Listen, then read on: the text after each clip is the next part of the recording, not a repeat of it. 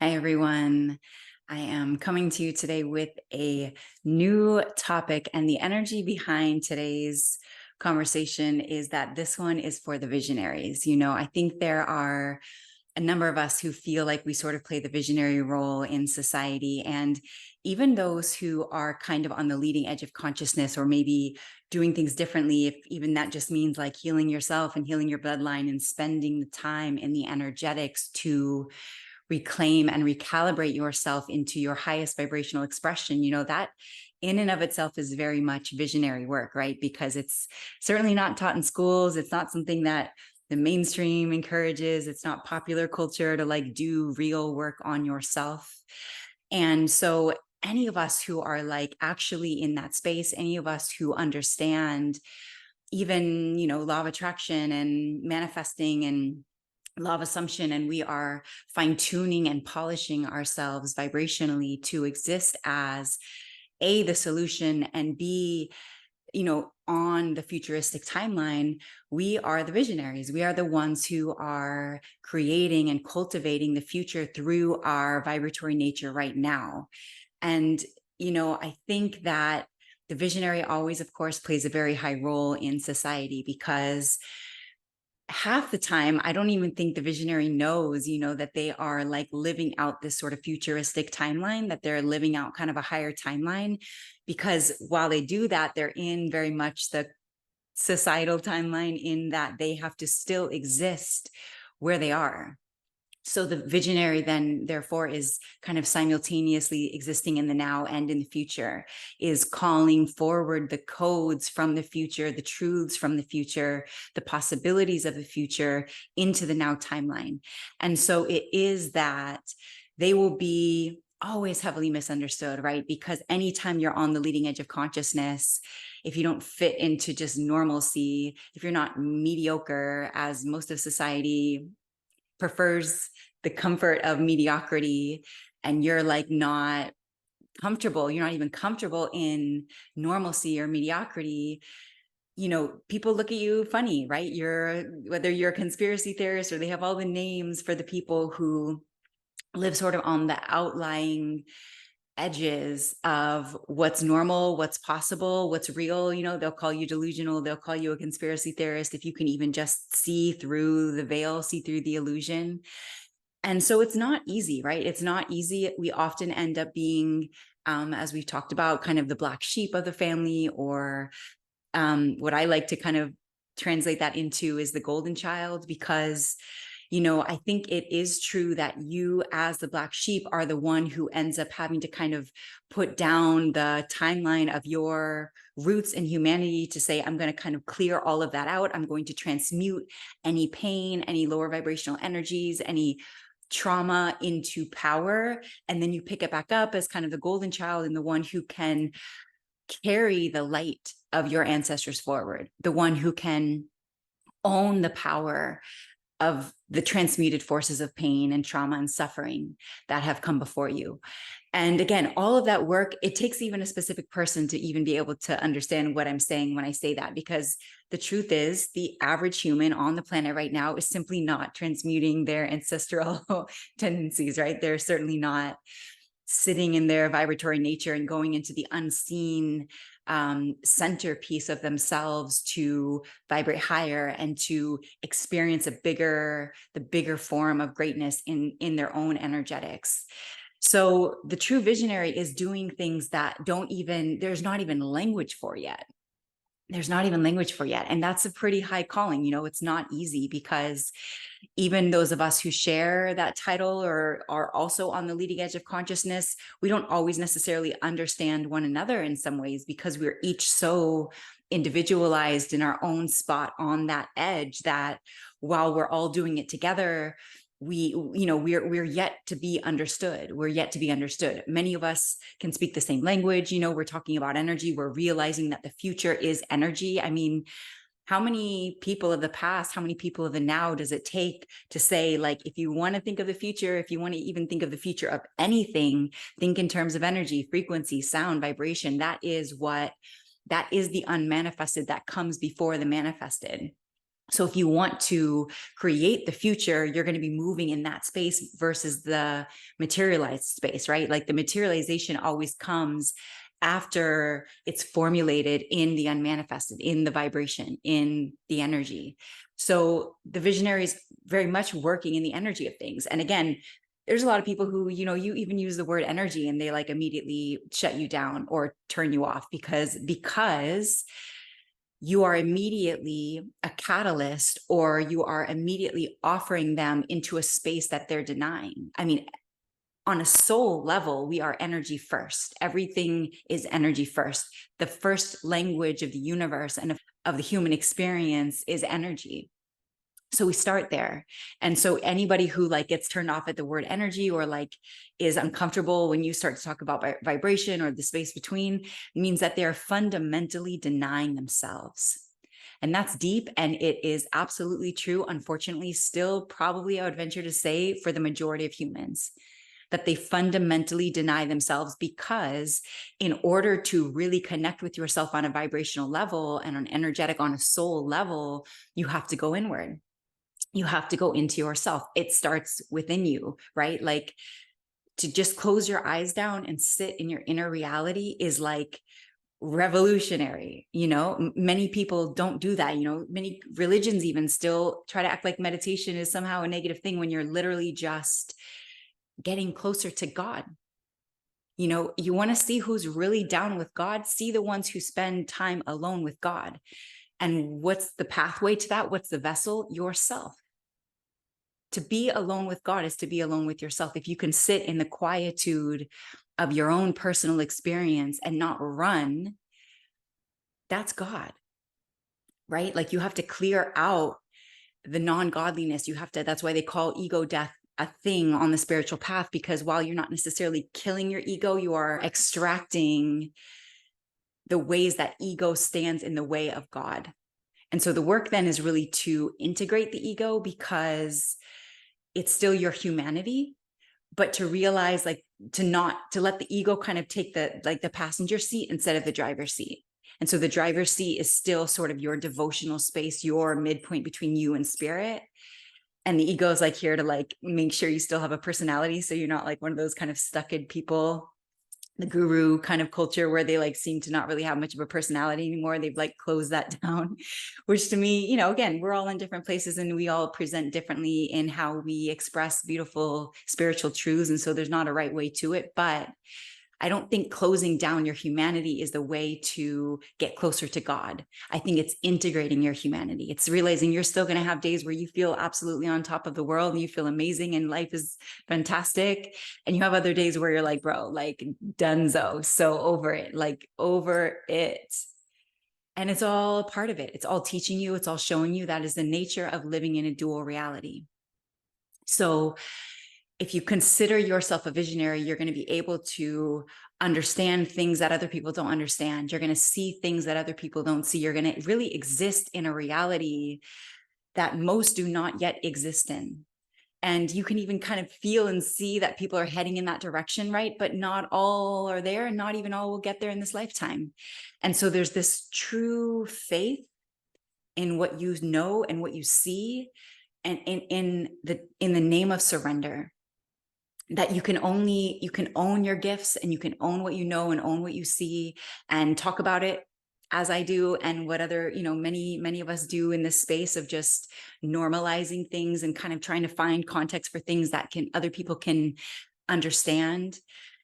And otherwise, you just have to kind of let go and trust and let yourself be misunderstood. Let people think that you're weird, let them have names for you. It's all good. It's all good, because that's where they're at. That's where they're at. It's not up to you to change where they're at. It's not your purpose or mission to fix anyone or try to lift anyone up or save anyone or awaken anyone. You don't have that power. The fact that you have awakened within yourself is you doing God's work. It really is. And then existing from an awakened space is what really truly ultimately awakens others. Whether or not they do, again, is on their time, but offers them that kind of ultimate possibility. So I really believe it is those of us who are in this kind of quantum reality that are really inviting a new timeline to come online. And and it's not about, they think the teachers of the future, so to speak, or like the leaders of the future are not even necessarily like teachers as we know them today, or like information bringers. They're experience bringers, right? Because the truth is in experience. We know far too many people now who can talk all the good talk, and they're really smart. They have really high intellect, and they can talk really well, and you want to trust them. But then you meet them in person, or you experience them in some way, and it's like, or you're actually in their energy, and you're like, whoa, that's not it.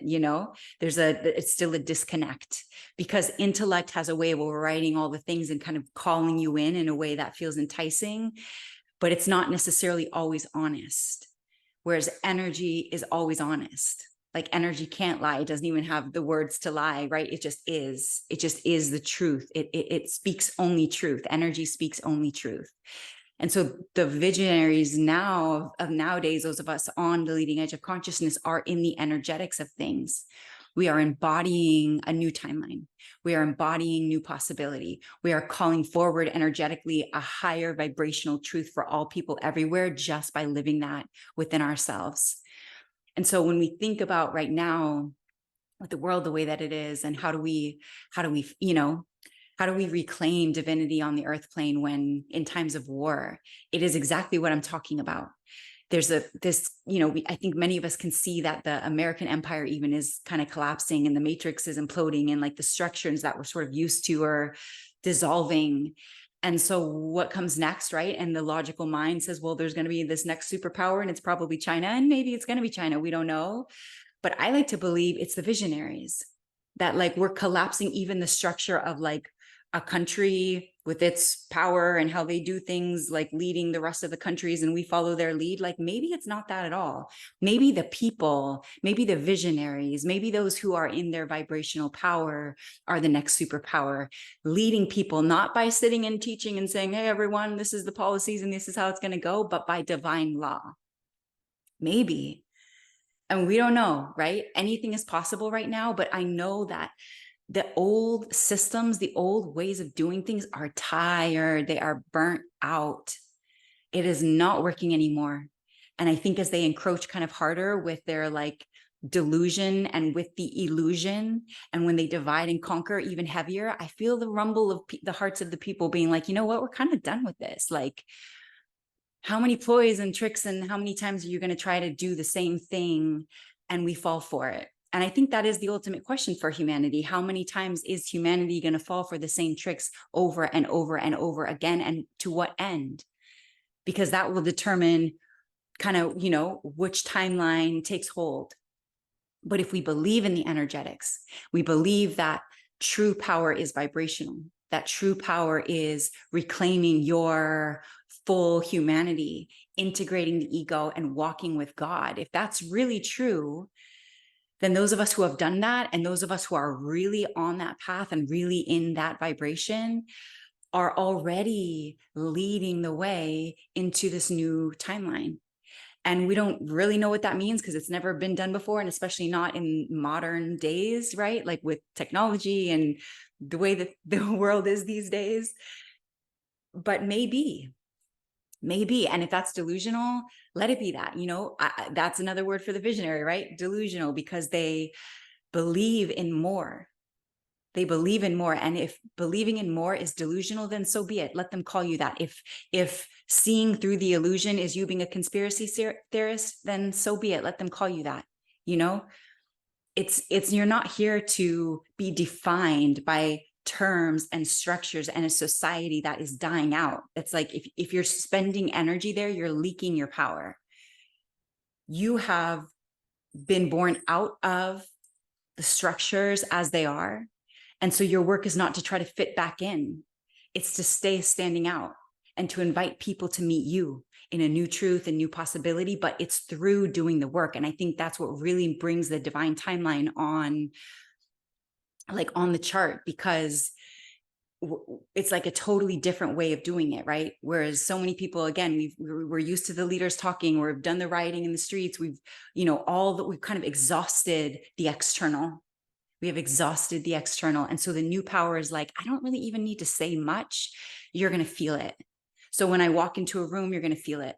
When I stand in front of you, your body's going to tremble a little bit if you're still used to this kind of power. If I'm talking to you in conversation and you're attuned at all energetically, you're going to stutter a little bit because you're not even sure like how to like navigate this. It's all new. And whatever term they have for that just can keep their limiting beliefs alive is fine, but you don't have to take that on.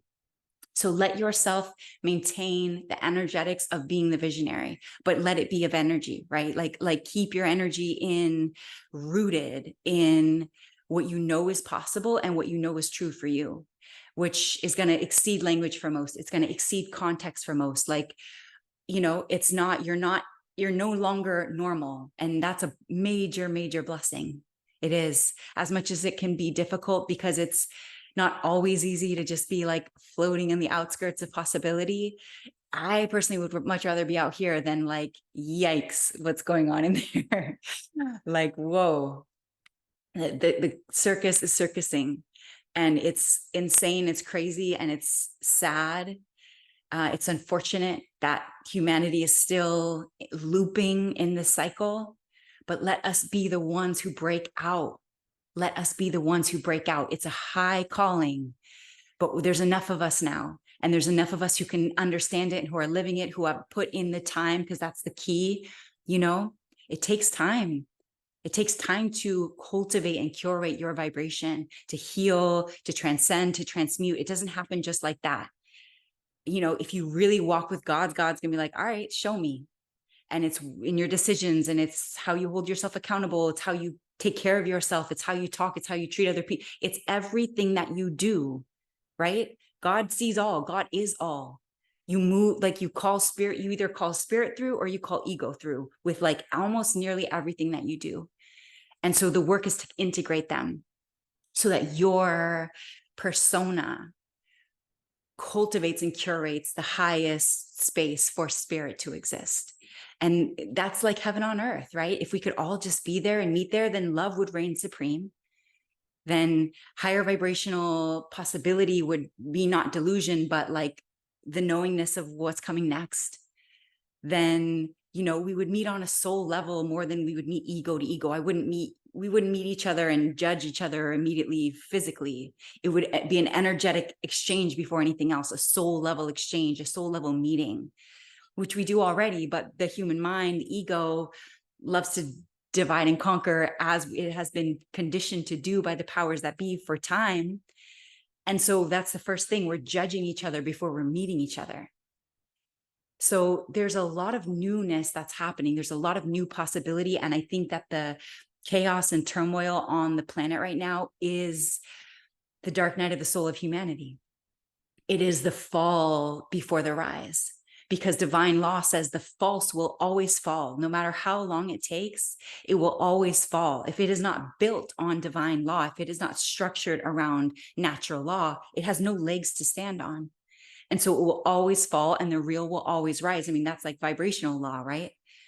So you have to just allow, and we're allowing, we're surrendering, we're trusting ourselves, because it's going to look a little different for each one of us. And that's the beauty of it, right? Diversity is necessary. It's not something to judge. It's like, it's such a beautiful thing that we all exist in the ways that we do, and that we call forward truth through the very meticulous, divine, and beautiful ways that we exist individually and uniquely.